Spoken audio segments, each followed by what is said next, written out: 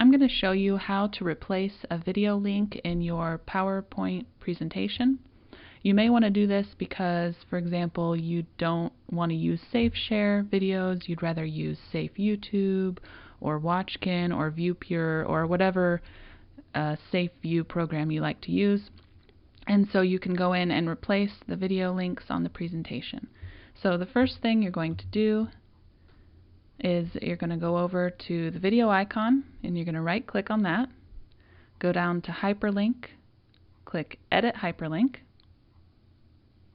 I'm going to move this over. Okay, and then you're going to go into your document that has all the links, click on the link you want to replace it with, click Copy,